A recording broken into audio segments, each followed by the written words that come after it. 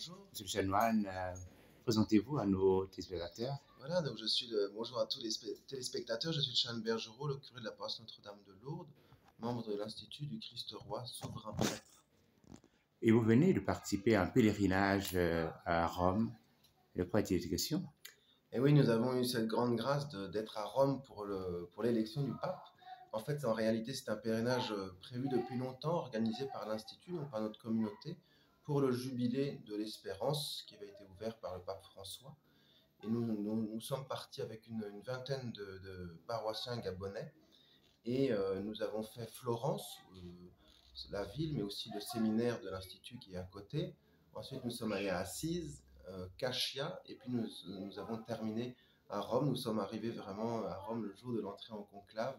Et donc, nous avons eu la joie, le lendemain, d'assister à l'élection du pape et le dimanche, d'être aussi sur la place Saint-Pierre, de faire flotter les couleurs vert, jaune, bleu sur la place Saint-Pierre pour le premier Regina Coeli du pape Léon XIV. Et quel est le sentiment qui vous anime au terme de ce pèlerinage? Mais vraiment, c'est l'action de grâce, que Dieu vraiment fait bien toutes choses.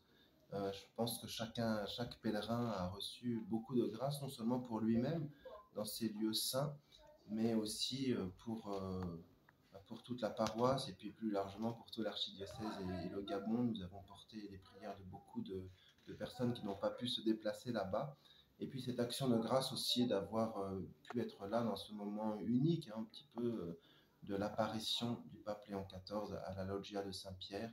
Et donc aussi plein d'espérance. Nous étions pèlerins d'espérance pour le ciel, mais aussi plein d'espérance pour le rayonnement de l'Église et l'évangélisation sous ce nouveau pontificat.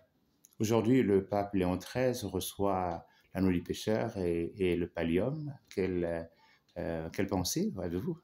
Alors ça, c'est vraiment des beaux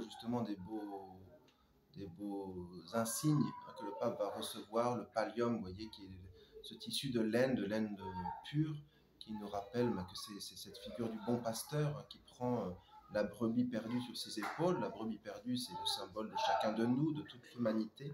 Et le pape, c'est le successeur de Pierre qui a reçu cette mission de paître les agneaux du Seigneur, les brebis du Seigneur Jésus. Et puis l'anneau du pécheur, ça nous rappelle ce lien avec Pierre. Tu es Pierre, sur cette pierre, je bâtirai mon église et les portes de l'enfer ne prévaudront pas contre elle. Donc le pape est successeur de Pierre. Il est aussi pécheur d'hommes.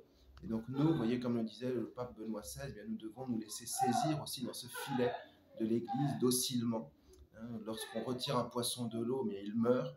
Mais nous, au contraire, chrétiens, nous devons nous laisser retirer de l'eau croupissante du monde, de l'esprit du monde, pour être sortis par l'Église, par Pierre et son successeur, pour avoir la vie. Merci, Père. Merci mon Père.